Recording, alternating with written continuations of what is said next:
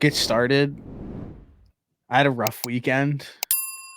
I got pulled over 2 days in a row. I got I literally look at my dad before I leave because I obviously didn't get my car inspected in one day, and I'm like, "Yo, dad," like he's like, "Do you need to use my car?" Like, when I was talking to him.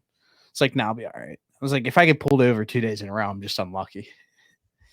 And, literally, I'm driving and, like, get pulled I'm going, like, 10 miles over, and I see the cop, like, sitting there, and I'm like, "Fuck, I'm getting pulled over so quick." And then they pull out and pull me over, obviously, and then I lost all my Super Bowl bets besides heads. Um, I rebet Brock Purdy to win MVP probably 22 times throughout the entire game. Like, from, like, plus 430 down to, like, minus 111, and I'm like, "Wow, I'm gonna hit so big on this game." So, that's first, and obviously, like, congrats to the Chiefs on another Super Bowl, but there's so much that need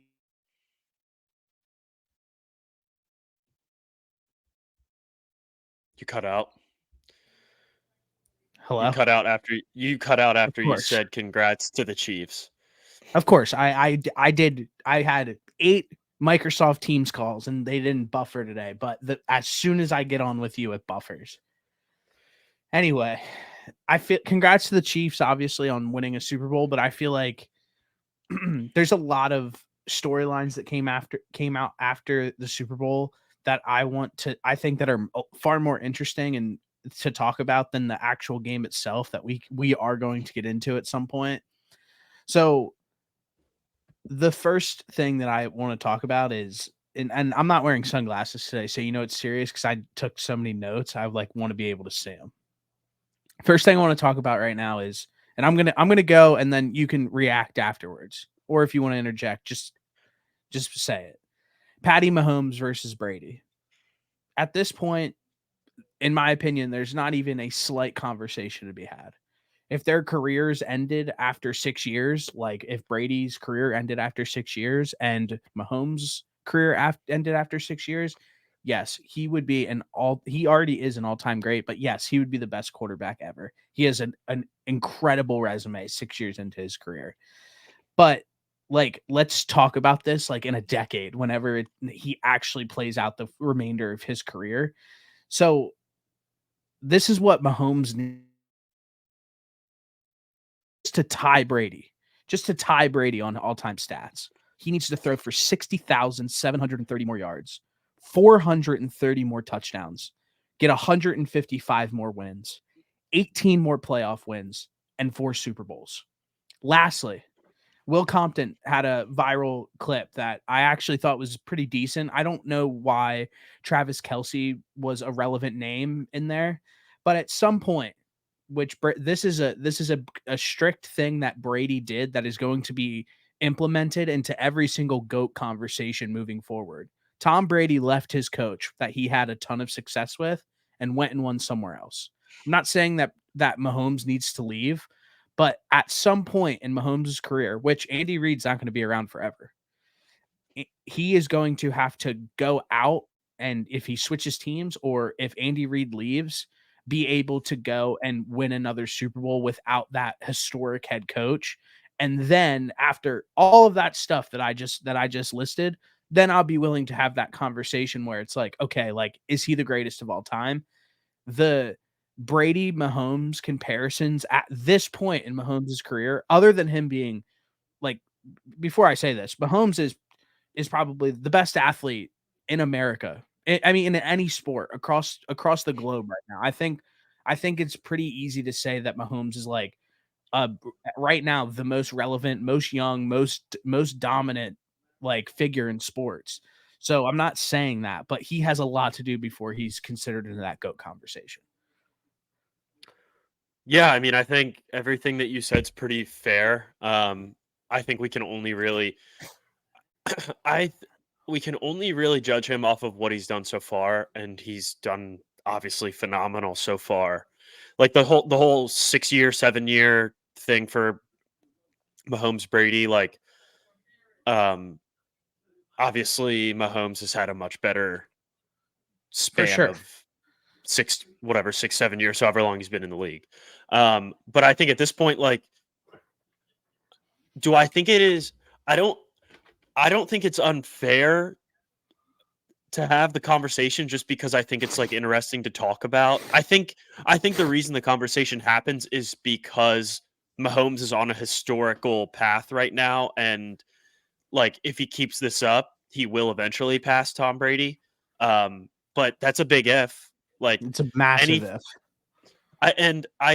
I don't think it's unfair. Like I said, I don't think it's unfair because that's just what we do in sports is we compare people that are historically great, like Patrick Mahomes, to the historical greats that we've seen throughout sports. That's just what we do as fans of the game. So I don't think it's an unfair conversation to have. But I think a lot of people deep down know like there's still a lot of work to be done for Patrick Mahomes to be considered the best quarterback of all time. But like up to this point, which is all we can realistically base it off of, he's been phenomenal. Yeah, And great. He's been that's great. but I think that's where I think that like the bigger ESPN, like the bigger companies like that, like I don't I know that we know that, but I think that they also just like talk about it just to talk about it too and make the comparison. But like you and I will sit here and we both realize like in order to be better than Tom Brady, like he's got a lot of work to do as far as accomplishments go. Not even just accomplishments, which there's a ton that he still needs to catch up with, but just the sheer volume of wins, stats, everything Yeah, that that's he's what I'm accomplished for including this that into game. it. Yeah, like it's just there's so much that needs to be done, and I understand that it's a bigger, broader talking point, but this is just storylines after the game that it's not even doesn't even have to be like the big ESPNs or whatever. Just people what they were talking about, whether that be like Instagram, Twitter, podcasts, like ESPN. That was one that was like, okay, listen, let's just appreciate the fact that like in the sport of football, you guys like the sport of football has a top 2 to 3 um like active athlete right now. Like I don't like I think that he's in his prime. He wins every single year. He's really good. Like that I think that's what needs to be appreciated right now. I'm not comparing him to the best person to ever do it. Have we had somebody at this small amount of their career be this successful already? Like in any across any sport? I don't know. I'm asking for the because Well, I don't have an well, answer. But like have, Brady won just as many Super Bowls at this point. Maybe not as many All Pros, but he through did win through, that many Super through Bowls. 7 years. Yeah. Yeah. Okay. Sorry. Let me rephrase that question because that's not what I meant. I meant have we ever had somebody this successful this early in their career compared to one of the greatest of all times? Yeah, probably. I mean, probably. I Like mean, was LeBron like LeBron yeah. was as good as the best players ever, but he didn't have the accolades to back it up. Yeah, but everybody like bro, LeBron came into the league and automatically started getting like those comparisons and Best then 7 years into his career, I think like I can't even remember like I think he might have won his first championship by then, but I don't fully remember. Um he uh came into the league in 2003. '03. Yeah. So And then he I think didn't win his first one until he went to Miami in 2011. 2011. Yeah. Yeah.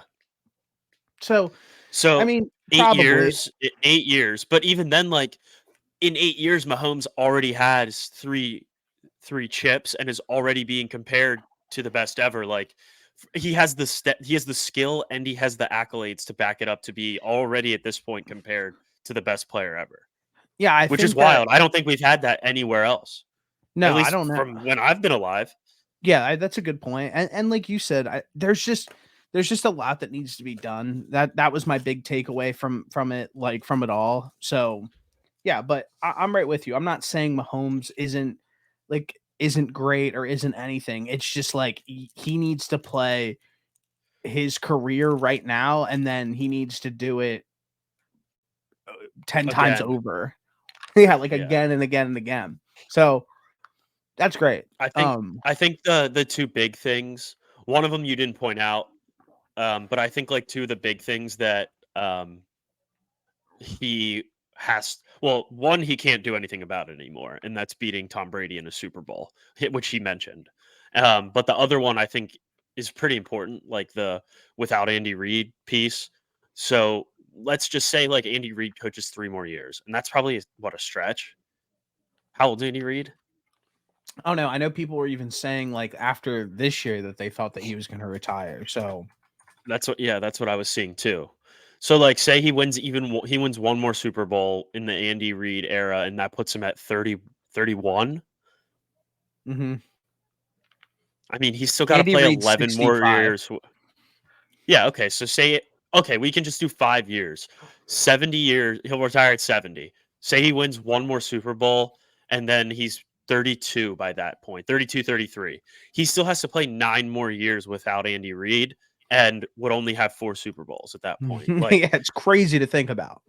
yeah, so Like it's crazy to think like chasing the goat of all goats, and then at the end of the day, I think that there is an opportunity for Mahomes to shatter him, like stats wise. Not shatter. I think that he could catch up to him. I don't think the Super Bowl thing will happen. We'll see. I think that what the hell was I just about to say? You said what did you say? The playoff, the Andy Reid thing, and what was the other thing you said that I didn't mention? Oh, Mahomes. beating him in a Super Bowl. Yeah, Mahomes lost to 45-year-old Tom Brady in a Super Bowl.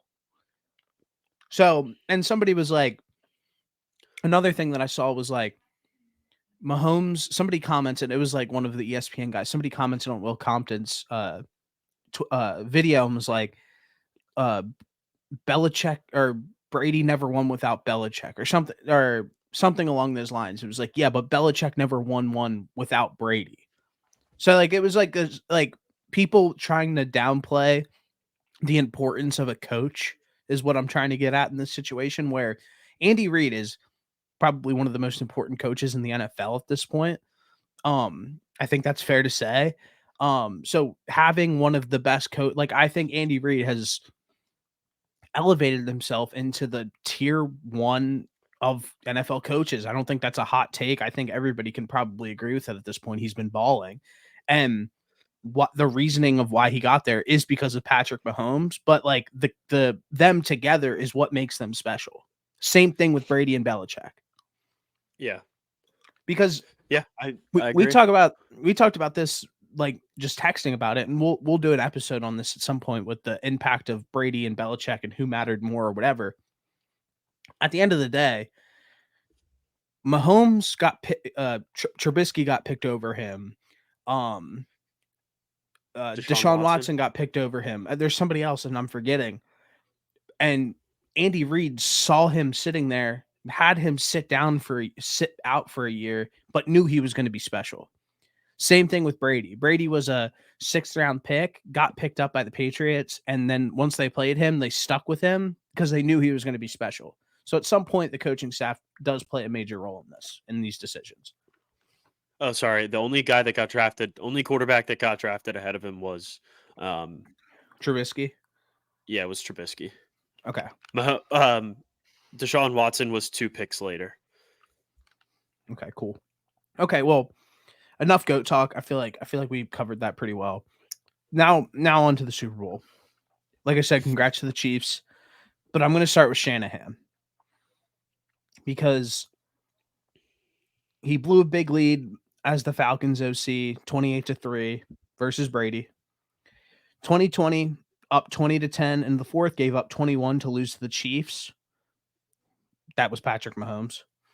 And then 2024, which everybody was saying that was a 2-possession lead, it was like 10-3 the entire game, so it wasn't like a blowout or anything. But regardless, they go and lose the game in OT. So the first thing that I pretty much want to emphasize with those points are he lost to three of the greatest quarterbacks to ever grace the game of football, or two of the greatest. Three of those games he lost to the two greatest quarterbacks to ever grace the game of football. Next, Shanahan can't win a big game. That is absolutely ridiculous. He's won a ton of big games. He has a 70% win percentage in the playoffs. He's the best, one of the best offensive minds literally in the game.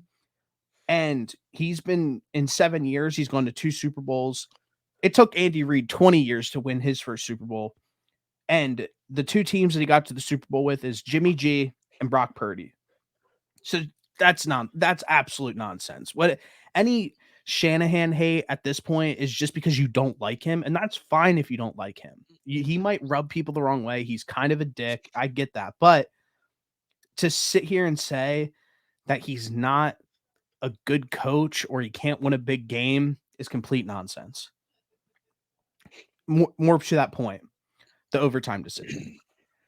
He got absolutely criticized by, in my opinion, I think that having an opinion on what happened in the overtime thing is a complete casual stance on the game of football and like not really understanding the new rules, because Kyle Juszczyk came out after the game and pretty much painted a really negative light on how the 49ers handled the overtime, but like that wasn't the case with the coaching staff and how they had it. Shanahan had a press conference in their exit meetings yesterday. He was very straightforward. It's a 50-50 shot regardless. If you go down and score, they got a chance to go down and score. What he pretty much said, if you have the ball third and you score, you win. The only guarantee in the new playoff system for overtime is if you get the ball third and you have to score, you win. And at that point, I think their defense has been playing pretty well all game. They gave up a few plays, but I thought that they'd be able to hold them to 3 at that point. They obviously didn't, and it wasn't the right choice. But I don't think that was an egregious decision for the overtime.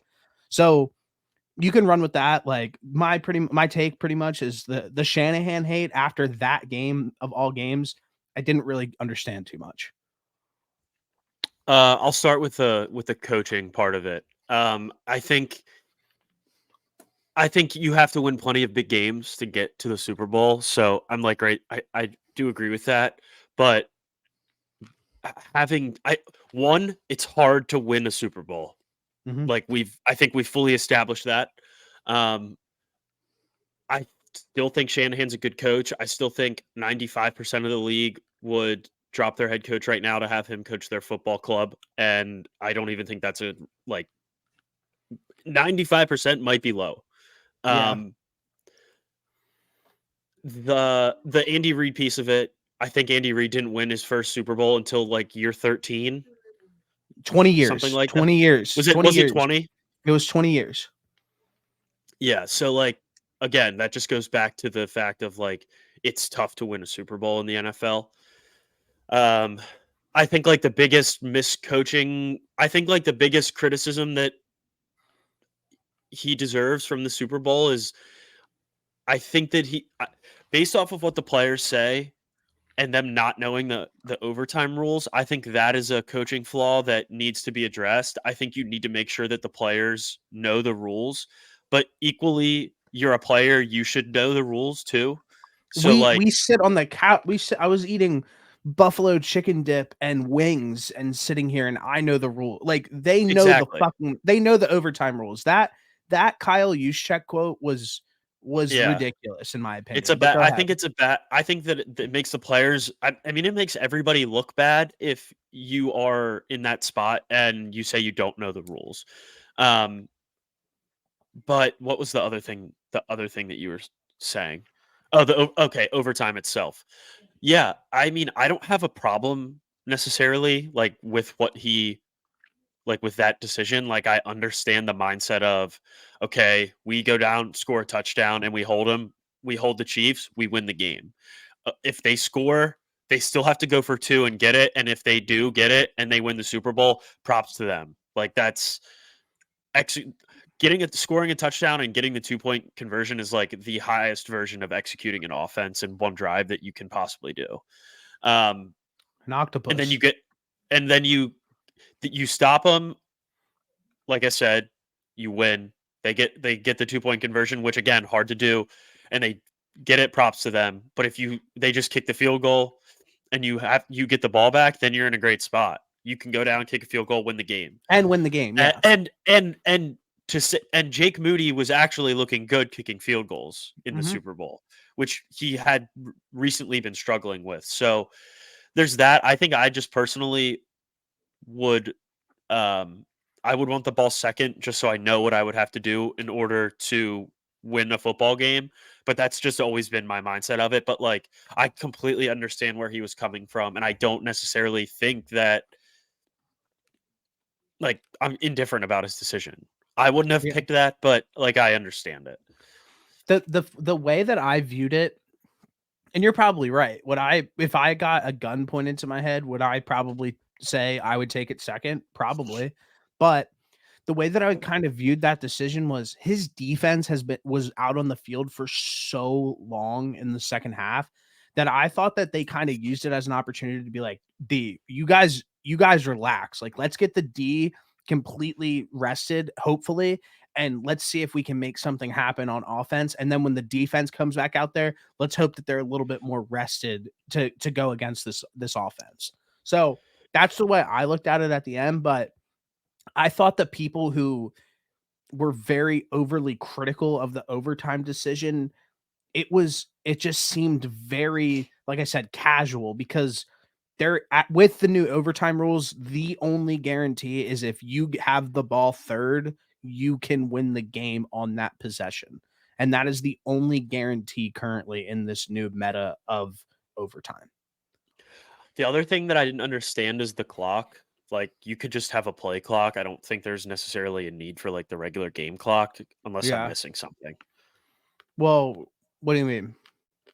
Like like there should be like no matter what happens, the 49ers go down like and score, the Chiefs still get the ball even if the 49ers take 11 however long overtime is. Like so it doesn't really matter. And then Well, same yeah. thing with Well, if they the took only thing that matters is cuz like the Chiefs would still even if they kick a field goal or even if the Chief like somebody has to win because it's a Super Bowl. So say the Niners held the Chiefs and the Chiefs had the ball, get the ball back with like 3 minutes, and the Chiefs only need to kick a field goal, but they run the clock the whole way down. Like the game's not going to be over. Like there's no scenario that I can think of where the actual game clock matters. The only thing that matters is the play clock. Well, because at that point, like if you think about it, how long is the overtime? 11 minutes, you said? Yeah, because they're not going to What tie. if what if the Niners had what if a Niners had an 8-minute drive and kicked a Okay, field goal? because Then okay, then no matter what, the Chiefs still get the ball back and can take however long they need to take in order to score, as long as they do it without but turning the ball so you're over saying or they're tied. turnover on downs. But you're saying they're tied at this point? I'm saying this is the first drive of overtime. The 49ers have the ball, 12 minutes on the clock. Okay. The Niners go down, kick either they do whatever, they score, right? Okay, go ahead. Yeah. They take 9 minutes to do it. There's 3 minutes left on the clock. Even if and the Chiefs get the ball on the 25-yard line and it takes them they go all the way down, but they run out of time. It doesn't matter because they still have the ball and they didn't finish out their drive. That's what the clock is for. If they don't score within that 3 minutes that they have, then the game's over. No, that's not accurate. They have to finish out their drive. That is not true at all. Yes, it is. Look it up. The Chiefs get Bro, the ball back. It wouldn't matter. bro, if the Niners went down and scored a touchdown, and then the I'm and then saying the I'm and then the Chiefs okay. got the ball and went down and had 3 minutes to score and didn't score within that 3 minutes and the clock struck 0, they would lose the game.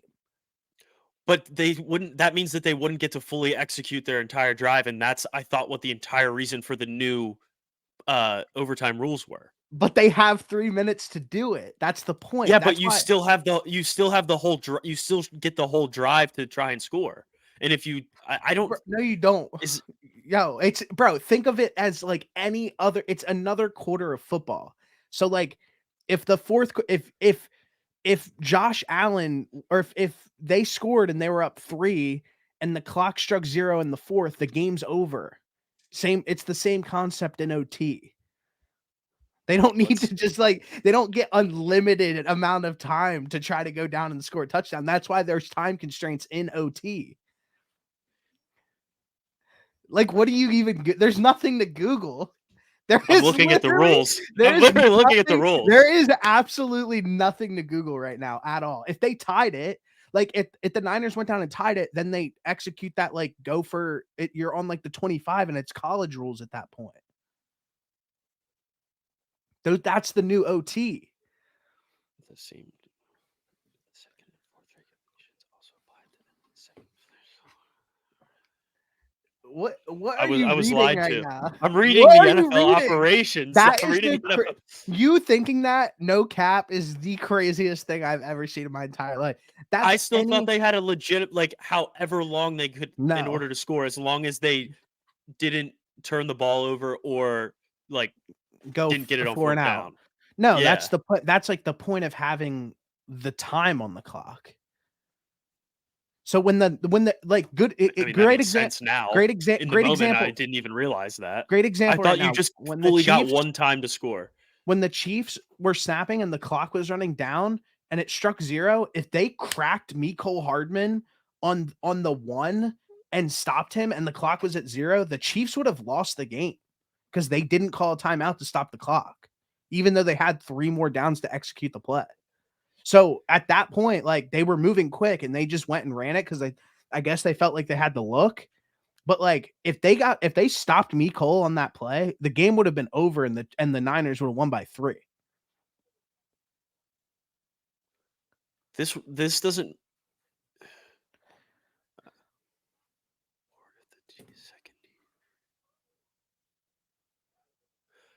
So no, listen to this.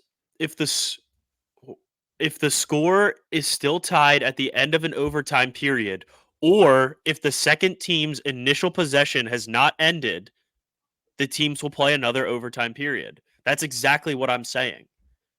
That initial drive from the second team, that would have been the Chiefs, their drive was not over. Don't put balloons on me. I don't think that's true, but maybe we need to get an I'm NFL looking at rules the expert. I'm looking at the operations rule right now. Well, I respectfully disagree with it. If the score is still tied at the Hold end on, of an let's just overtime call period, let's just call an NFL person. or if the second team's initial possession has not ended, that would have been the Chiefs. The teams will play another overtime period. Hold on, I'm gonna try to get an NFL executive on the phone. Okay. And let's see. Listen, we'll move on. But that could be a very good point. Regardless, that's stupid as fuck, by the way. I think that's dumb. Then yes, I agree with you. The clock, if that is the actual rule, that's dumb to have. There's no reason to have the clock. It's a meaningless piece of machinery at that point. Correct. That's why I had the take that I had. Because as I understand the rule, there's no need for it. But the only thing they need is a play clock. Well, that's fucking stupid, and they should change that. The NFL overtime is just stupid in general. They should just run it back to like college. No, it should just be the exact same way as it was before. There was nothing wrong with it. The only reason why everybody was up in arms about it is because fucking Josh Allen cried about it. There was nothing at that point throughout league history of the NFL. There was never an issue with the NFL overtime rules. And then just because there was a cool game and it didn't end the way everybody wanted it to, it was like the end of the world. So I think that they should put it back. They're not going to, but clean it the fuck up. Anyway. Well, I'm not going to sit here and act like I didn't want a shot for Mahomes to have the football and try and score. Because I definitely wanted that. Well, I didn't. I didn't at all. Anyway, back to what I was saying. Let's go over how the game played out for the 49ers on top of everything that we just said so far with Shanahan and overtime. Oh, boy. There were 7 fumbles in this game. The Chiefs had 5 fumbles, put it on the ground 5 times, humbles. The Niners recovered 1. Punt off the ankle, scored on 1 play. The most disgusting thing I've ever seen in my 25 years of life. That play was This crazy. The CMC fumble. That guy has under 10 lost fumbles in his entire fucking career, and he loses one in the Super Bowl. Dude, I can't even remember the last time that I've seen that guy fumble. I don't think I ever seen him fumble the football. Dre Greenlaw runs out onto the field, tears his Achilles. Lastly, there's been 8 extra points blocked all season. And they block a fucking extra point. And everything that we just talked about, overtime, everything does not matter if they just make that fucking extra point. And there's been 8 blocked the entire season. It was disgusting. The Niners had absolutely awful luck, had a lot of bad bounces go their way. It hurts to watch that game. It hurts to be a 49ers better. It hurts all around. I'm in pain everywhere. But like I said, I'm not going to sit here and make excuses because at the end of the day, they were in position to win the game. They didn't execute. Now for the Chiefs. It took Mahomes a while to get going in this game. I think that's extremely, extremely fair to say. But No doubt. once he got rolling, he dominated. Yeah. Him and Kelsey got it figured out in the second half. And again, I want to go back and say this because I think that it's something that like is going to be starting to like go around the waves is like Mahomes is the number 1 American athlete at this point in time. And I think that I hate Mahomes. I hate to give him credit, but at some point, like you have to acknowledge that. And I don't think that he gets enough credit for being like the best American athlete right now at this time. I just don't think that he gets the correct praise. Big thing, what I was just saying, the Niners took advantage. I mean, not the Niners. The Chiefs took advantage of the Niners' miscues. Big video I saw going around today. Mahomes saw Dre Greenlaw go down, and he's sitting there like, Dre Greenlaw just went down. Let's go. Let's do this, that, and the third to their OC. Like, understanding what's going on during the game. They've been there before. They took advantage of every single miscue. Good example, the punt bounces off somebody's ankle. They get it, go down, strike, score on 1 play. And lastly, and I'm not going to go too far in on this because I don't think it's appropriate, but the NFL got what they wanted. Let's just call it what it is. They got to post the Taylor Swift on their YouTube channel, mic'd up. They got to get her on all over the coverage. They got to show Ice Spice a million times. And it just, honestly, it makes me sit here and think, were the NFL referees and the NFL going to let the Chiefs lose with Taylor Swift in there? My final opinion is absolutely not. And just because When of you how hold on, the game is right hold now. on. When you were watching the game, what like were there plays that you saw that that involved referees like missing or blowing a call or something? Because every like thing that seemed to bounce the Chiefs' way, like that had nothing to do with the referees as far as like the fumble off the leg, Exactly. Dre Greenlaw Exactly. ripping his Achilles in half. Exactly.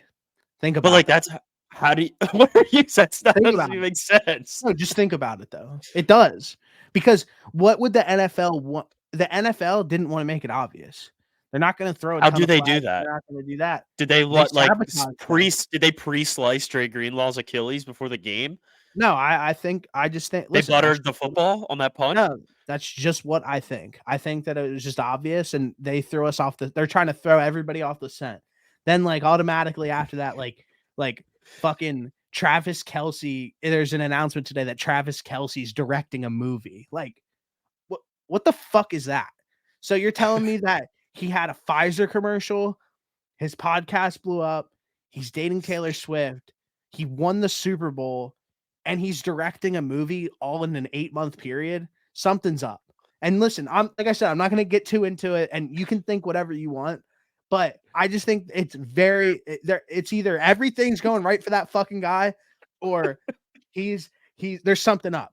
Because I fucking have one thing go good for me and get fucking bombarded by 150 back. I got pulled over 2 days in a fucking row.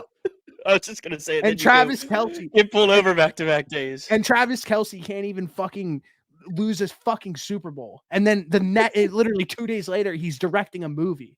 Like something's up.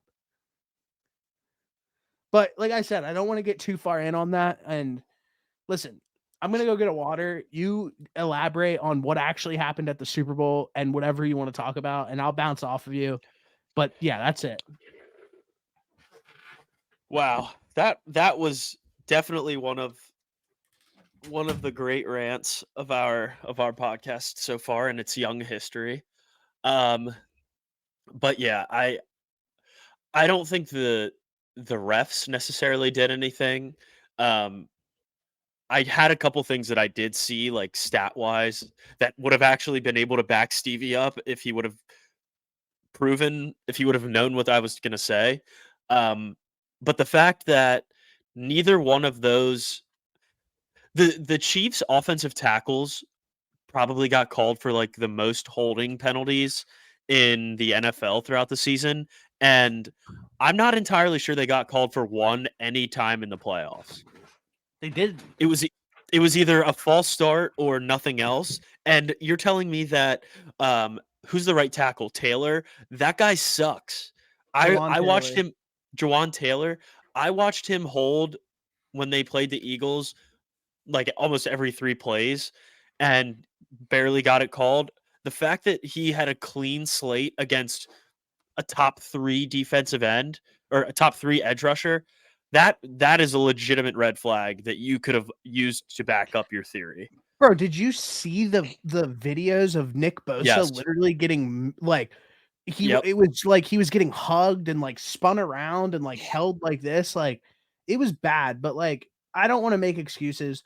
The Niners had the game to win. Don't miss the extra, don't get your extra point blocked, which like I said, 8's been blocked the entire season. Anyway, and you win the football game. Plain and simple. I'm not making excuses, but I think it's just strange how Nick Bosa did go that entire game and wasn't held one time by the guy that leads the NFL in holding penalties. I think that's probably concerning, and definitely fits the narrative that the NFL wanted to win. But I mean, this was And then, I and then hold personally on, and then hold on, and then fucking Joe Biden posted yeah, I did want to picture with fucking red eyes, being like, "America got what they wanted." Like, it's one thing. I put my heart and soul into this game, my hard-earned money. I buy their jerseys, I buy the tickets, I watch everything, I consume everything, and then to just get manipulated by fucking big pharma and the fucking government during the Super Bowl when I'm trying to win a fucking bet is bullshit. I will say, I did bet on the Chiefs to win. I did win that bet. I won the first touchdown score to be over 22.5. That felt good. The bet that the Chiefs bet was for them to be trailing in the fourth quarter and to come back and win. That was plus 500. That felt good. But yeah, not to rain on your already rainy day. It's okay. Yeah, truly that's one of the tougher weekends that I've heard in recent memory. Losing all those bets and getting pulled over twice. That's insane. I mean, yeah, it's insane. in two But no, separate jurisdictions too. Like it's not like they were in cahoots or something. Like I was in a fucking. Anyway, yeah, go ahead. I will say the first time you got pulled. What the hell's happening? Oh shit. Okay. What? I had another tab open and it was the Drake music video and it started playing and I thought it was like you playing it. I was like, what the hell's happening?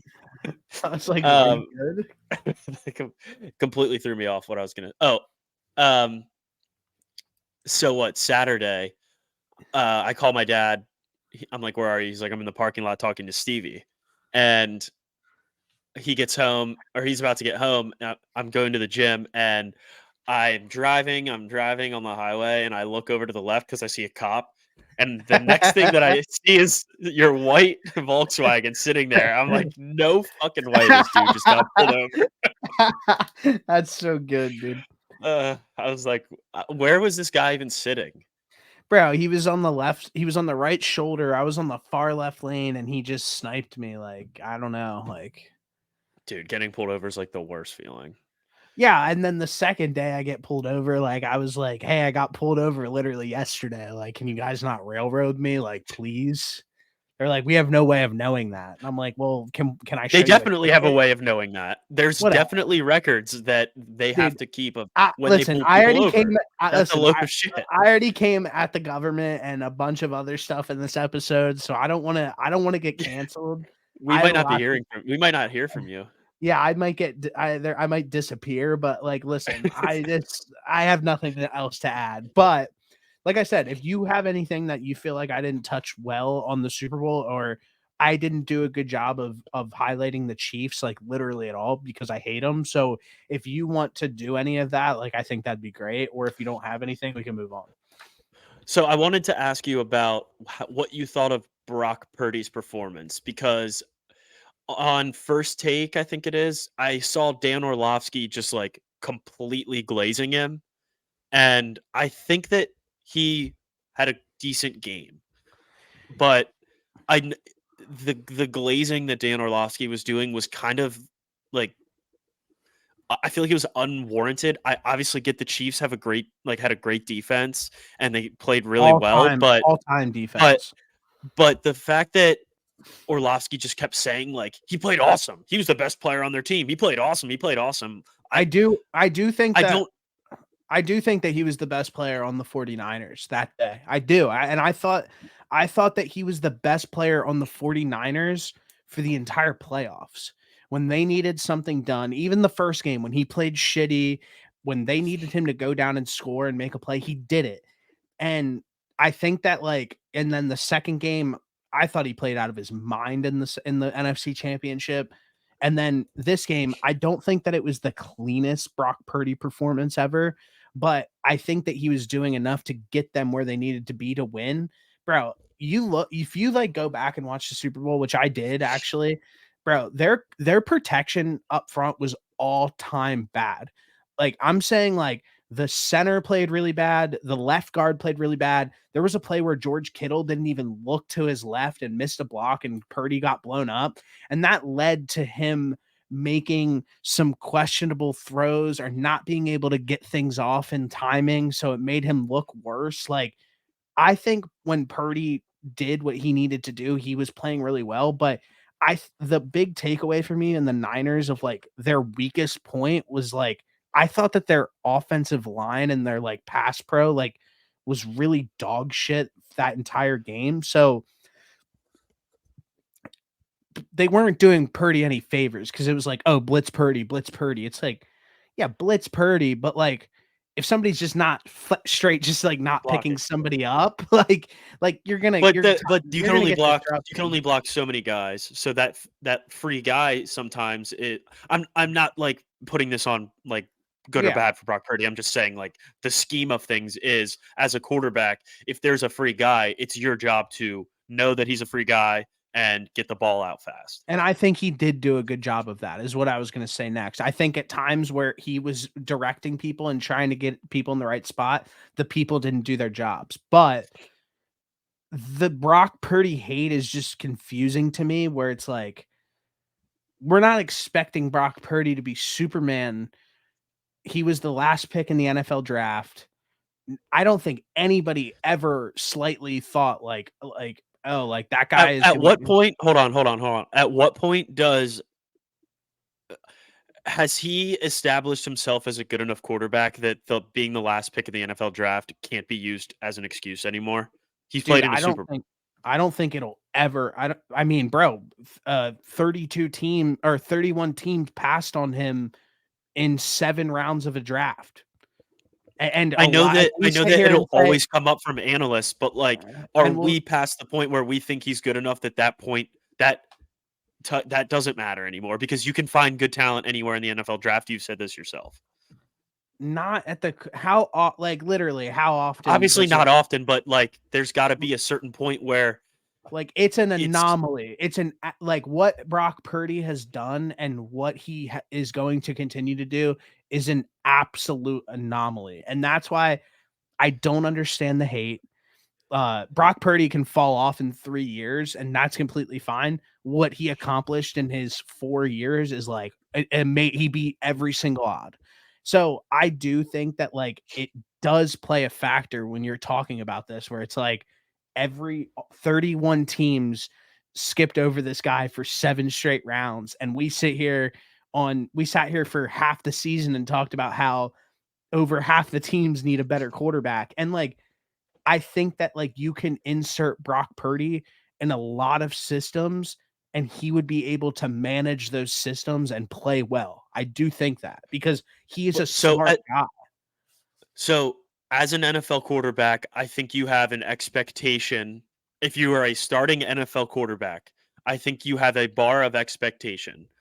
I don't once you get to the league, I don't think where you get drafted matters as much as they're talking about it. I get why they do it, but after X amount of games and being a starting quarterback, I think there has to be a point where the bar has to be the same as far as expectation of play for every NFL quarterback, regardless of where you're drafted, if you have already played NFL games and started as an NFL quarterback. I don't think the bar of expectations should be lower for him as a starting NFL quarterback because he was drafted last. Is that fair?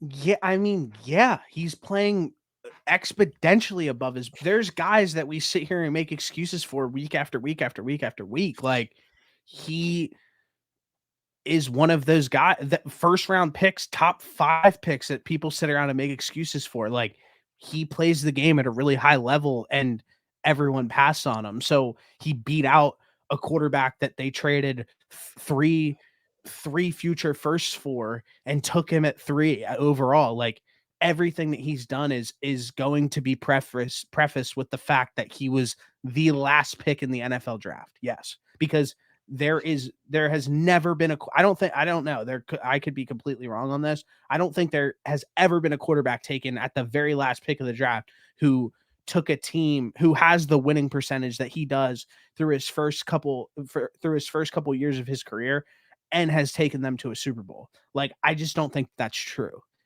Chad Kelly. Chad Kelly. I'm just like looking up the last picks of the NFL draft.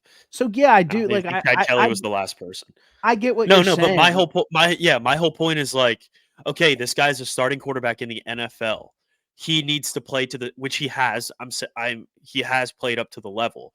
But if he's not, the excuse of, oh, well, he was the last pick in the NFL draft. I don't think that you can have I don't think that that should be a fair excuse. He's a starting quarterback on the second best team in the NFL. Like he should be playing at this level. And I'm not saying that he's not. I'm just saying like moving forward. Yeah, he should be playing at this level, but how many times and how many quarterbacks in the NFL don't play at that level No, who I are get that. supposed And to they play at should be that playing at level? that level. I fully get that, but I'm saying him specifically because of where he was drafted, like I don't want to hear that as the excuse if he doesn't play better. If he doesn't play to the base level of an NFL starting quarterback. But he's But way I also above don't want excuses. he's way above that. I know that. I know that. I'm just saying for like establishing this rapport moving forward is my entire point. Like he's had a great season and he's a top 10 quarterback in the NFL. If he doesn't live up to that next year, I don't want people to say, "Oh, well, he was drafted last in the NFL." Like that shouldn't be an excuse. Is my point because we've seen him play at a high level already. Is my point of this question? Yeah, I do think it matters, yes. I think it should always be talked about because I think what he has done up to this point is incredible. And this is for Spencer Gay, who said maybe the most ridiculous thing ever yesterday because Ryan Hurd texted us in a group chat and was like, are the Steelers going to trade for Fields? We'll get into that later." And he was Damn, you cut out.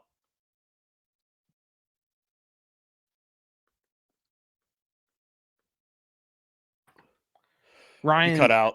Yeah, I know. Ryan was like, um, the Steelers are the Steelers going to trade for Fields? We'll get into that, like I said. And then Ryan was like, Sprack will never admit that Kenny Pickett's bad. And he was like, you just can't judge him based off of this last season, like blah, blah, blah. All right. This is what we need to know right now.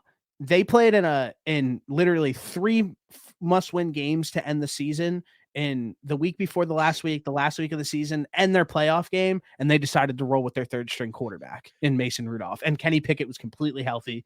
That's absolutely everything, all that we need to know about Kenny Pickett. He will not be a starter in the NFL moving forward. The Steelers already told us that. He'll be a backup. And then he said something about Brock Purdy, and I said, Brock Purdy is better than every single quarterback on the Steelers roster. And he said, no, he's not. That is a ridiculous statement. And that's just like, you're not that sort of hater on Brock Purdy. And I wouldn't even appreciate say that. That's crazy. Yeah. Like, that is like, if you can't just like respect the fact that Brock Purdy is like actually good, like there are a lot, like you put Kenny Pickett on the 49ers. Like, I don't care that the 49ers have a ton of great players around him. They would fucking suck. If you put, I think there's a handful of quarterbacks that you could put. Like, yeah, go ahead.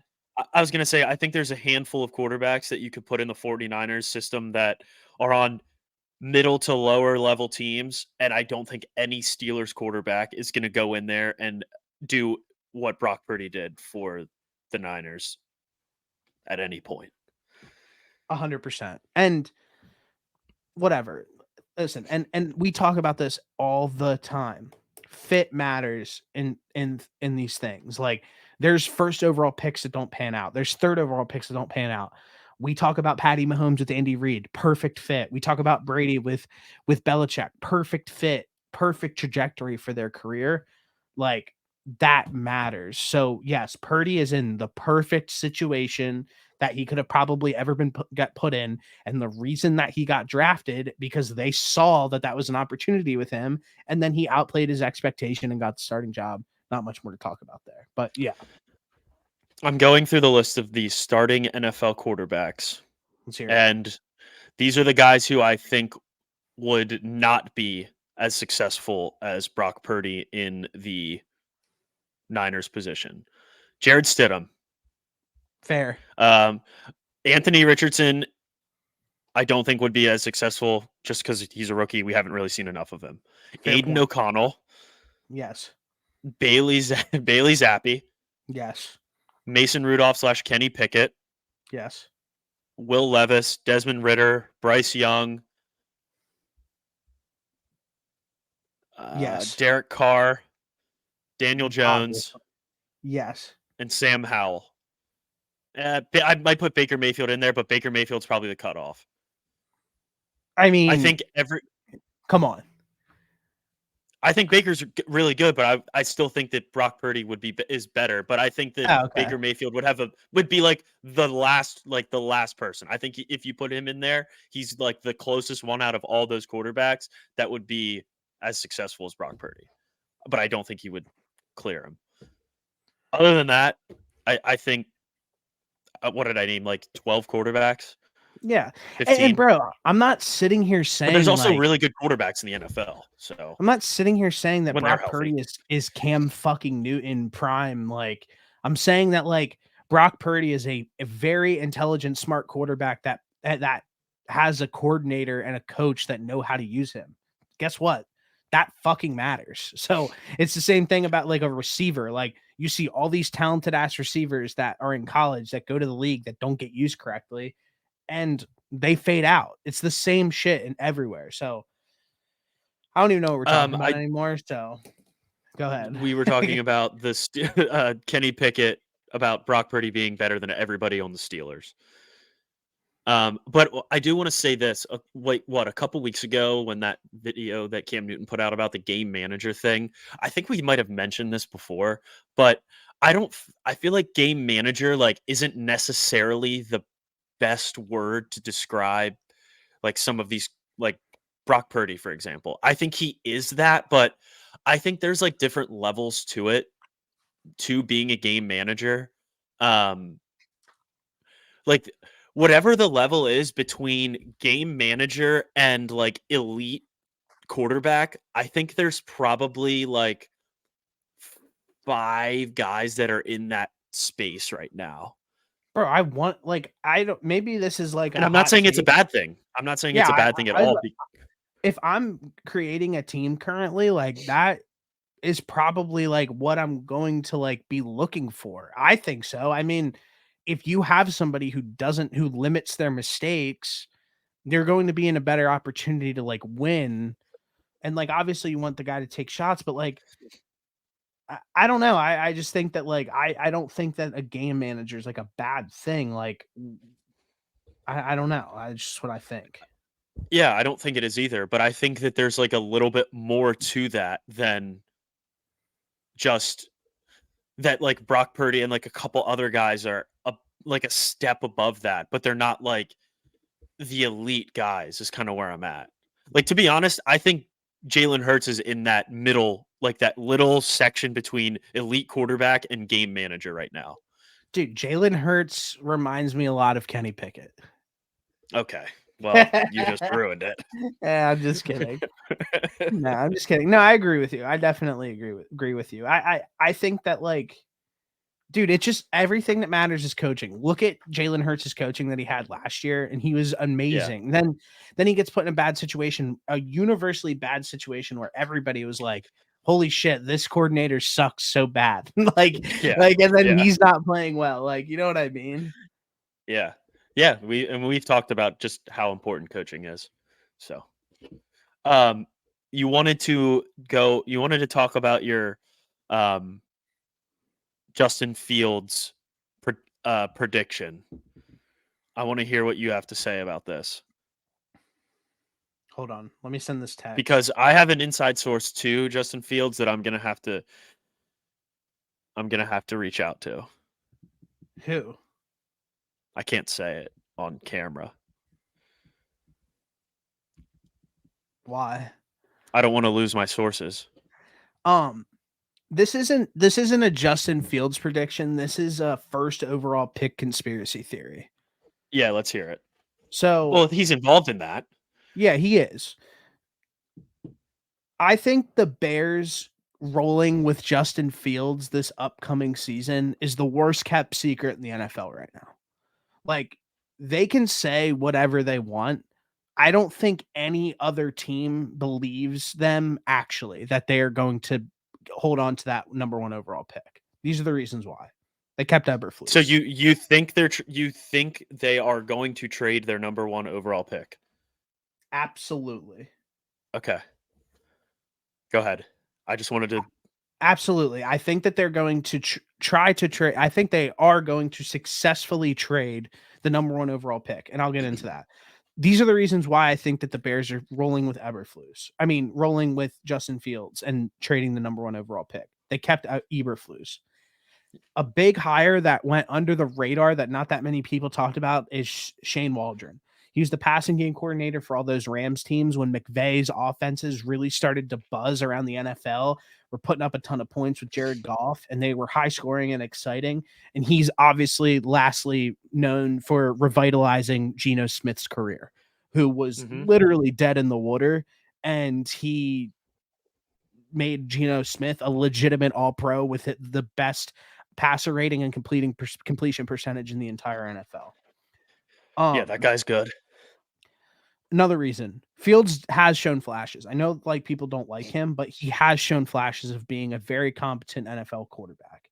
Um, Something that I think doesn't get talked about enough, and I know that like when you think about it, you're like, wait, what? But like not only like has like the public come out and backed him, like when I mean that, like analysts, ex players, ex coaches, like their current players on their roster, DJ Moore, Jalen Johnson, there's some other guys that I'm not going to be able to name off the top of my head that have literally come out in the public and have been like, why in the world would we take a quarterback at number one? Let's trade that. Let's build around Justin and let's get a really good team in here. So when you have like when Justin, it feels like Justin has the respect of the organization and everybody in that locker room. And I think that that does matter. Like, I think that that's one of those things that people are acting like doesn't matter.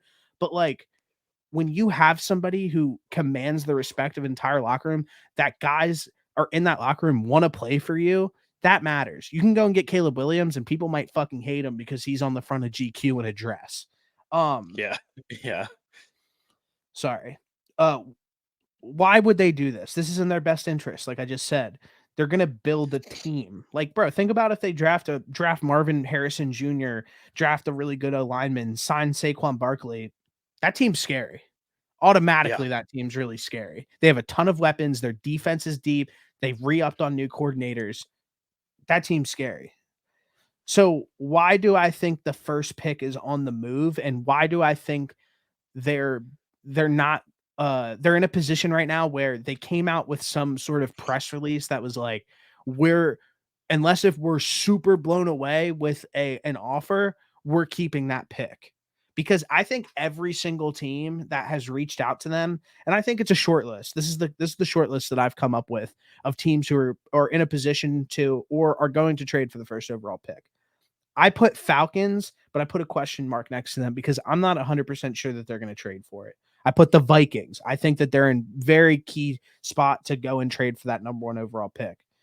I put the Giants. The Giants have been extremely quiet, but the way that their players have been responding to Daniel Jones and how much of a dumpster fire that organization has been, you almost want to sit there and be like, are the GM and the coach in cahoots being like, hey, we have another bad year with Daniel Jones. We're getting fired. Why don't we Yeah. take a why don't we take a quarter why don't we trade up, take a quarterback and let's get Caleb Williams in New York City. Like I think that kind of And stuff then re-sign matters. Saquon. Like, I think that kind of stuff matters and I think that that buys them time on their jobs. A big one. This is the one that I think that could happen. I think Vegas is very much in the market to move up and take a quarterback. They're itching for it. And I think that whichever quarterback lands with Vegas, I actually think that they're going to be walking into a position where they're going to be on a team with a lot of good veterans and a good culture now that Antonio Pierce is there. I know that's your guy. that's And right. I think that they will have some success there. And then lastly, I think is the biggest one and I think is probably over a percentage, like 50%, I would say this. Um I think the Commanders are in very much the pole position to trade for that number 1 overall pick. I was So gonna say if you didn't have them on there, that I was gonna throw an outrage because them bringing in um, Cliff Kingsbury as their OC is like the telltale sign that they have exactly. interest in Caleb Williams. And that's like another thing too, where it's like when the Bears are going through that OC process, I'm not saying Cliff Kingsbury is the only guy that can coach Caleb Williams, but I just find it Correct. really Yeah. interesting that they went with Shane Waldron, who's known for revitalizing careers, and went with Cliff Kingsbury, who has familiarity with him. Yeah. So essentially, what I think is happening here is that they the Commanders call them up and they're like, "Hey, we want to move up one spot to secure him, and we know that you guys don't want that first overall pick." And they're like, "But we're not going to give you enough for that 1 overall because one spot, and you guys aren't going to take a quarterback anyway." They're essentially calling their bluff. And then Yeah. at that point, I think that the way that the Bears are thinking about it is like, doesn't really do us too much good to move back just to the 2 spot. So No. like, which other team can we get involved in this scenario To where try and like outbid the Commanders, basically, where it's worth us moving back a couple spots rather than letting them call our bluff. exactly. So essentially, what I think is happening right now is they pulled out a hard bluff where it's like we're not going to trade it unless we get some sort of king's ransom package. But what I actually do think is like they're pretty much hitting up like the I don't even think the Patriots are going to do it. Like the Commanders in Vegas and being like or Vegas and like the Giants and the Falcons being like, "Hey guys, like what can you offer to us right now?" Like we'll let you guys know that this is the Commanders offer. Or the Commanders are calling us and they're trying to attack this first overall pick because they want Caleb Williams. Like, what can you guys offer? So I think that they're trying to pretty much uh pull and milk as much resources as they can get out of this first overall pick. So they're going to take their time to trade it. But I do think that they trade it, and I think that these bluffs are being called, and I think that the Bears want to move the pick, but the only team that's willing to kind of do it is the Commanders, because I think a lot of these teams are going to be completely fine taking Drake May at 2. Yeah, I agree. I think once we see I think once more people see like just how well Drake May does at the combine, I think a lot of teams will be like, "Oh shit, like this kid's good." Like Yeah. maybe even better than Caleb Williams.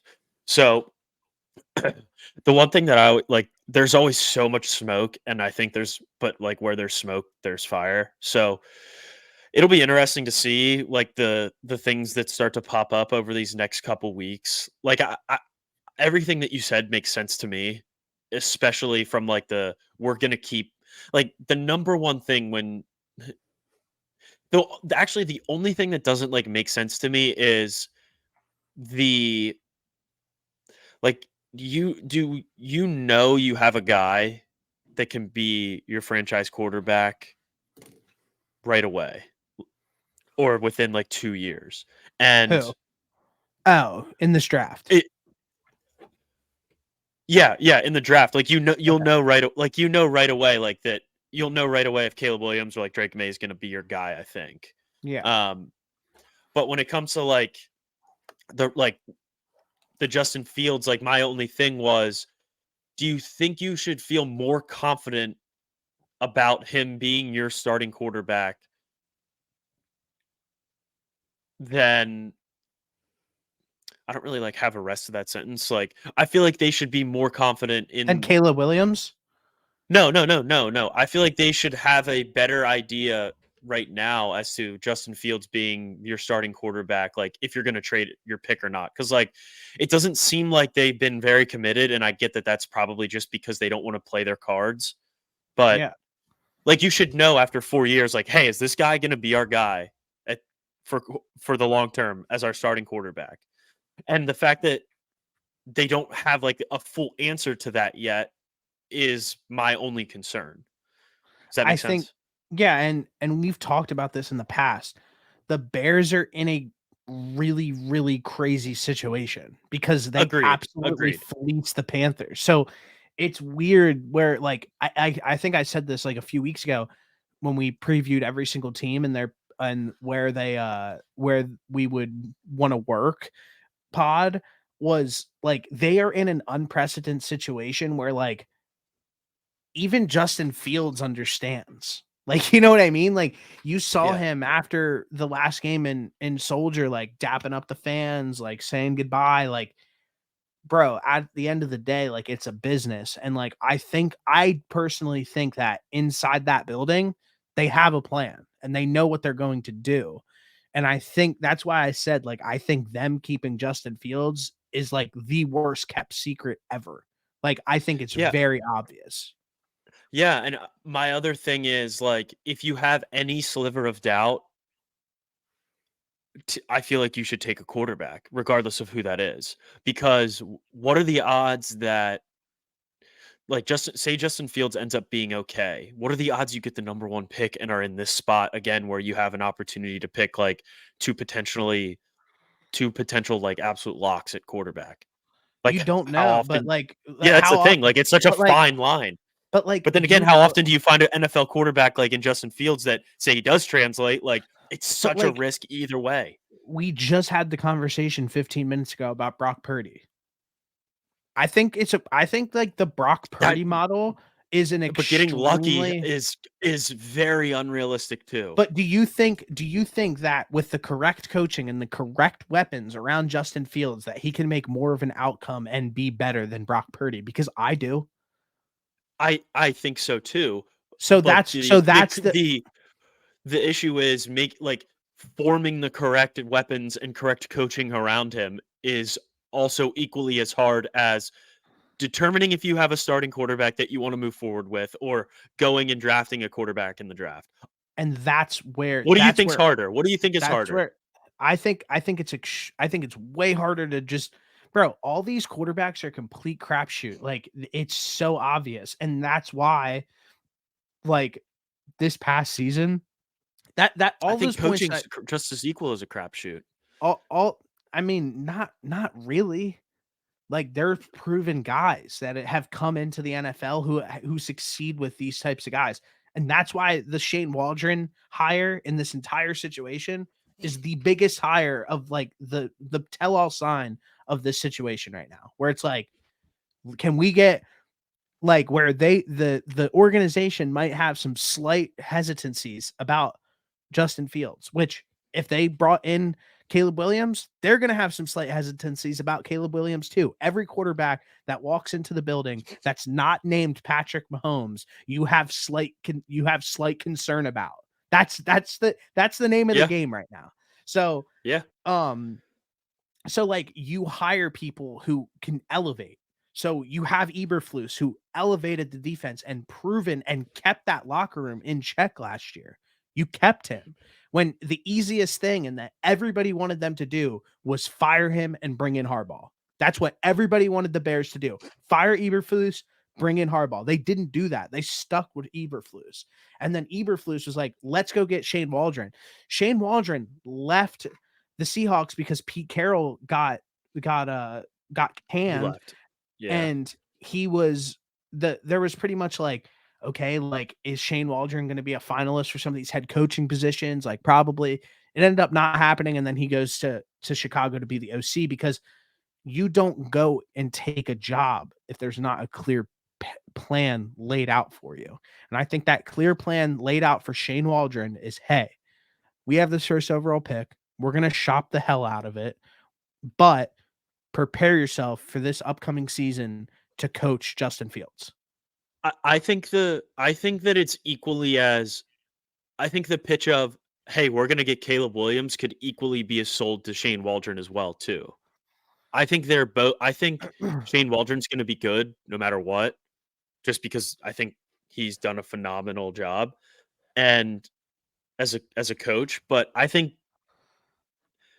that that pitch applies equally to Caleb Williams as it does to Justin Fields. As a, hey, you're going to come in here and you're going to develop this quarterback and have him become an elite passer.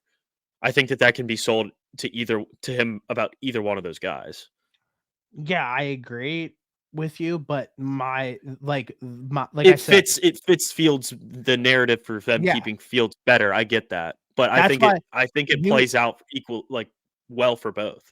like essentially what you're saying right now is like, why aren't they committing to Justin Fields? I think they have committed to Justin Fields. That's essentially my argument right now, where I Well, think I know like that they're not gonna just come it's right out and say, "We're gonna go with Justin Fields," because then they'll know that they won't get as much for that pick.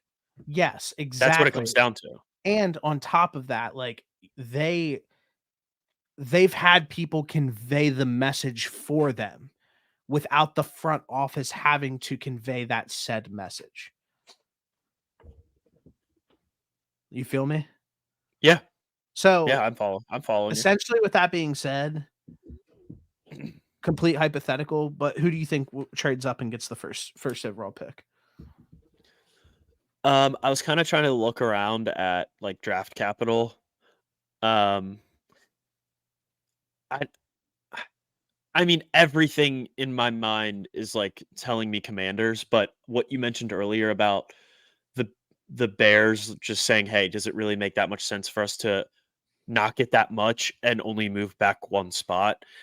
Is now looming in my mind, but, like, everything at me is pointing to the Commanders because of new ownership, like, bringing in Cliff Kingsbury, like, the new ownership like, Magic Johnson, to me, always seems like a guy that wherever he goes, like, stars follow and, like, big name guys follow.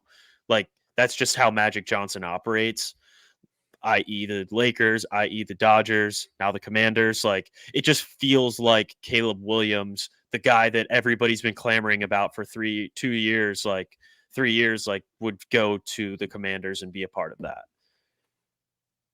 No, I completely So agree. there's that, but also like the Vegas thing is interesting too because like I I I like I like more of the Raiders players than I do the Commanders players, and I think like the big name in Vegas is like just as equally as enticing because the Bro. guys on it'll generate so many people to go to those games.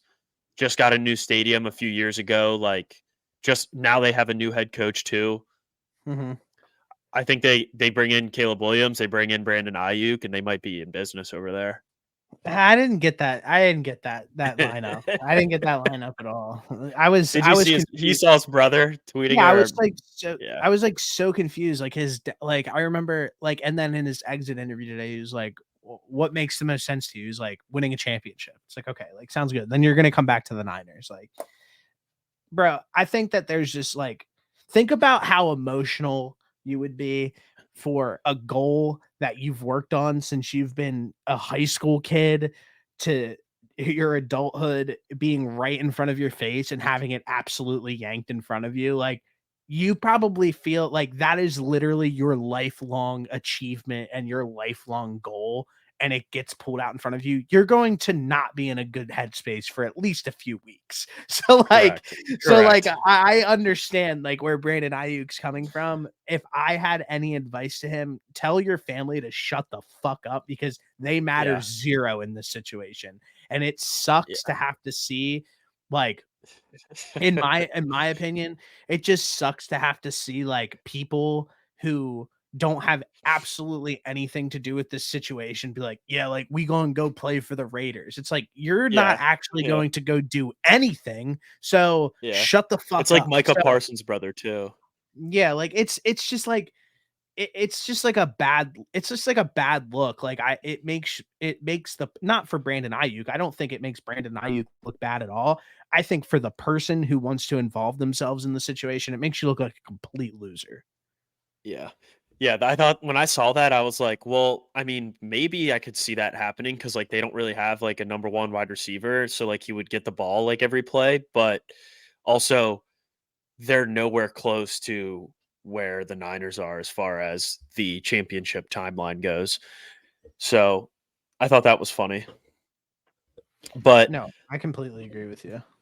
yeah, I think the Raiders and um the Commanders are like the two that stick out the most. I saw that the Patriots were like considering trading their first round pick. Yeah. I I don't know what they're doing. They have that roster, and this is just a straight fact. I guess if you're When not sold on a quarterback, then you would do that just to gain as much draft capital. But like, I don't know how you could go into unless they plan on signing somebody, which they could do that. But I don't understand how you could go into another season with one what's of the those guys as your difference? quarterback. What's the difference? Because, Of bro, like what? when Brady left them, they should have rebuilt. When I Brady left agree. that team, Yeah, they were a 100%. bad football team. They never took the opportunity to rebuild. And I think right now, their plan is to just be like, dude, we need a hard reset on this roster. And I think that like no matter what, like they're not bro, they can go and they draft Jalen Daniels, like what does that do? Like they're not going to be good. Like so I think probably I heard that if they were to keep the second overall pick that they would go O line. So I think probably getting a value player like in those positions is important to them.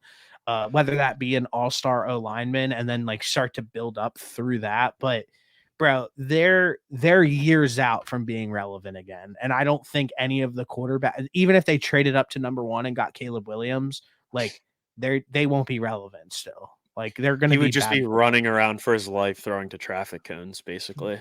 Exactly. So it's kind of like that's the way I view it at least is like they could go and get whoever, but like it's I don't think it's going to make much of a difference.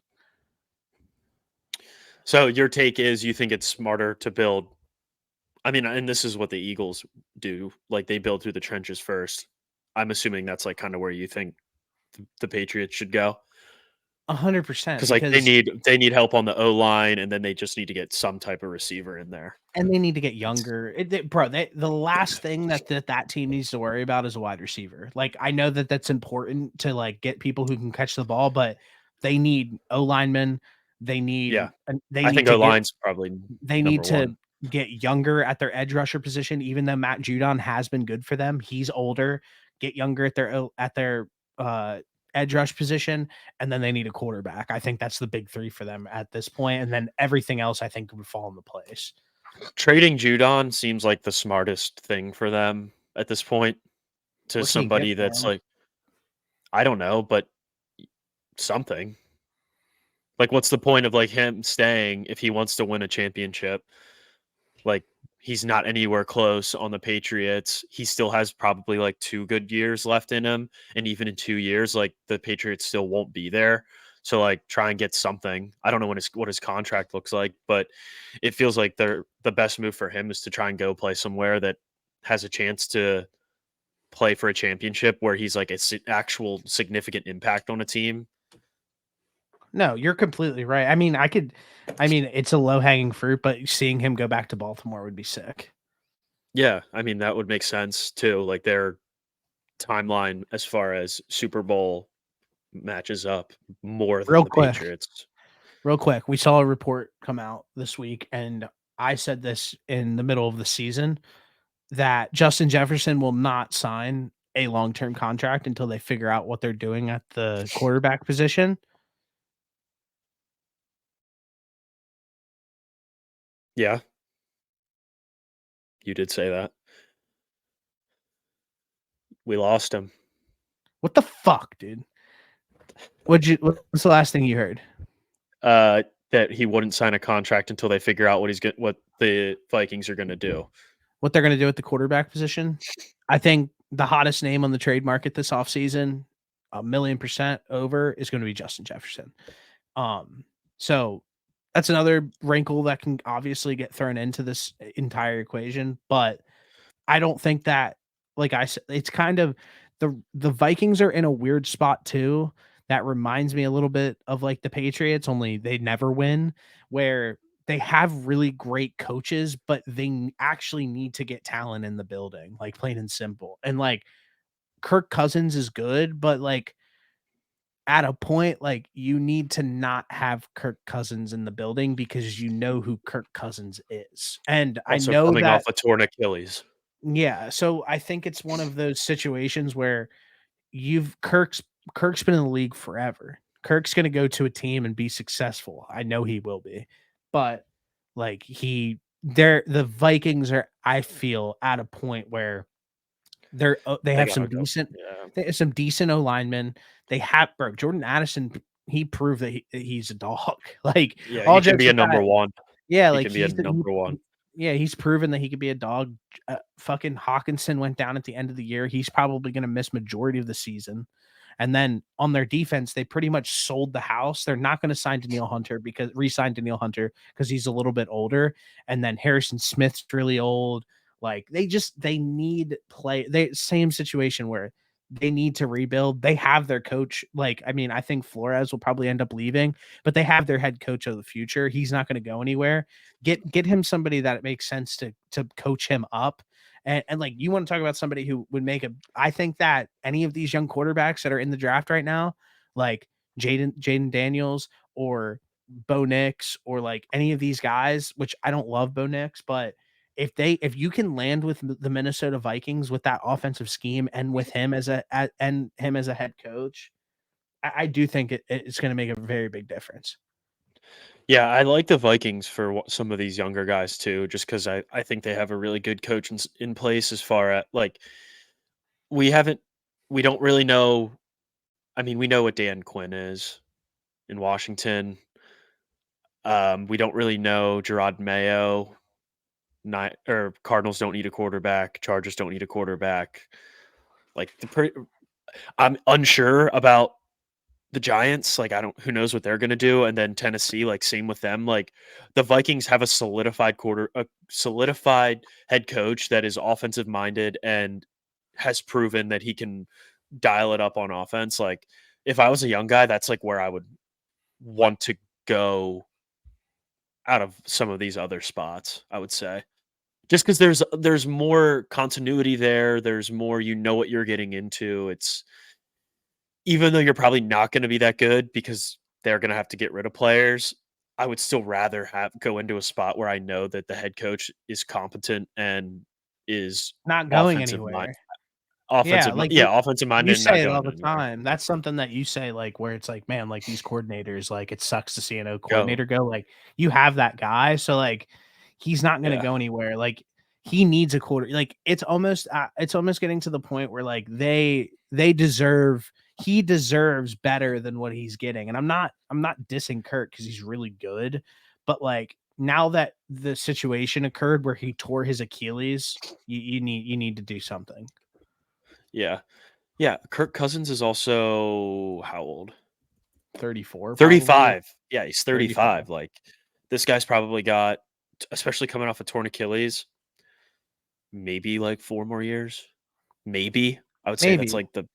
He also has all of the money. So like, what's he? If he say he comes out and like sucks next year, and then is like not that much better the following year, he could be gone in 2 years. Exactly. Like, what's the So point of it? Like, there's real besides his inner competitor. There's no reason that he needs to like try to play until he's 45. and there was a statement that he said, and Kirk's a really smart guy, really nice guy. He said that he wants to win a Super Yeah, Bowl. I met him on a cruise back in 06. Like you're not like this Vikings team is nowhere close to winning a Super Bowl. I think that's so fair to say. Yeah, Like so I think at that point, like that's why I don't see why Kirk would want to go back there. Like I think that there's more attractive options, which I think it's probably the Falcons, but I we'll see agree. where that goes. So yeah, good. Hey, good call. I'm so excited to see the Falcons this upcoming season. Well, I'm never excited, but I completely agree with you. uh, All right, all dude. right. Well, I don't have Oh, anything else. If you want to do whatever you have, like please go ahead. did you? I wrote down just like some of these commercials, um, from the Super Bowl. Did you have any that you were like, oh, that's kind of cool, Bro, or this sucked? can I be completely honest with you? I was so stressed and mad that I didn't watch any of it. Like I'm literally What? like not even I remember the Scientology commercial, the two God commercials, Yeah, and like I only that's remember it. the one where he was washing everyone's feet. Yeah, I was so confused, but other than that, I was like mentally kind of checked out and stressed. My Did you see takeaway, that Tom Brady was in like 5 commercials? no, bro, Yeah, I he literally was in he was in a lot. I was I, surprised. I thought it was absolutely crazy um that there was a Scientology commercial. Hmm. So Yeah, yeah, yeah. that's my takeaway. The notes that I had on that Noah was wants no beef with Scientology. He was like, "Shut no. up." I don't want anything with You're that. like, "Please stop talking about that." Man, I'm I beefing have with everybody today. I gotta be careful now. yeah, dude. Some I know where you powerful live, shit. bro. Okay, go ahead. I have here that uh the one there was like the new Deadpool movie coming out. That's kind of cool. The Sunday NFL ticket commercial with like all the birds, but all the birds were like NFL teams. So like the Eagles were one, but it was all like actual NFL Eagles as players flying around. Okay. There was multiple Brady commercials. There was a Tamu I remember that one commercial. because it was annoying. Bro, it played 80 times. Um, and then there was one that was like the Paramount Plus, and it was like Josh Allen throwing Peppa Pig over a mountain. Okay. I don't remember that one. That was pretty good. Um, uh, I also and then Gronk missed that field goal. I did pick him to miss that, and I got the $25 in free bonus bets. There you go. That's a win. That is. I mean, and I lost it the next night on the NBA. I bet on the NBA last night. Oh yeah, speaking of the NBA, the Magic played last night. it was Shaq's retirement, like jersey retirement, I think it was something. And this was the first Magic game that was played on national television in the regular season in 12 years, and they lost by like 15. Oh Why yeah, are I you heard switching about us? that. I'm not. It sucked. You were. I Yeah, just moved from the right side of the screen to the left. yeah. I saw Pablo Banchero finally get Who? his first game. Pablo Banchero, and then yeah, but bro, honestly, like one thing that I want to say about the NBA that like is the craziest story of all time is that the Golden State Warriors called to try to trade for LeBron at the deadline. Uh, oh yeah, and so did Daryl Morey on the Sixers. And then Pretty Rob Pelinka said, "What about Embiid?" And Daryl Morey hung up. well, yeah, obviously. Yeah, Crazy, that story crazy was that that wild. happened. Selfishly, I do not want to see LeBron on these Lakers teams anymore. I think that this is the most underwhelming version of LeBron, and I know that he's old and that's why, but if I would have seen him in Golden State or even with the Sixers, I think that would have been pretty cool. And I know that I shit on Golden State, but they're just in different parts of their career now, so it's just different. I don't know if Golden State would have been any better, I'm not gonna lie, because I don't know what the trade package is for LeBron, and I feel like they'd have to give up like Jonathan Kuminga and Klay Thompson and like all this other shit. And I don't think that just Okay. throwing Draymond and Steph and LeBron out there with like 7 other scrubs is gonna get it done. They need Kaminga, so I completely like agree with that statement for sure. So and I don't think that like I don't think the Warriors move on. Like I don't think the deal gets done on the Lakers side if Kuminga's not in that trade. Good point. Still fun But to I would think have about. liked it. It is. I would have loved to know like what the offer was or like was talked about. So that that would have been wild. But Mhm. yeah, to no avail. There's also real quick.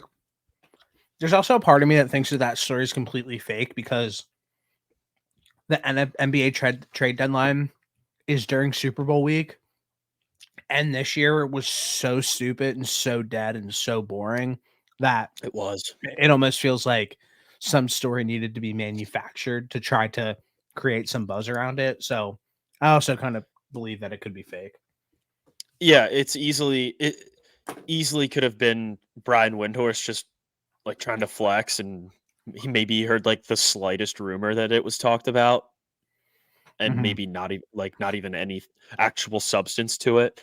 But Brian Windhorst is usually pretty tapped in when it comes to LeBron, so I'll give him benefit of the doubt there. But it could have it could have easily now that like the Super Bowl's over and the NBA is like just finally trying to take back like all the viewership now, and it happened the week after the Super Bowl. It could have easily just been like a hey, the NBA is like back Yeah. type No, of I deal. completely So agree with you. so All right, we'll brother. Well, who do you have knows? anything else? No, I think I'm good for now. Um Gonna just watch NBA, I guess, the rest of the night. I have a Yeah. headache, so I might go to bed actually. I'm not going to sleep. I'm going to play Fortnite. So I'll see you later. All right, go Birds. See ya.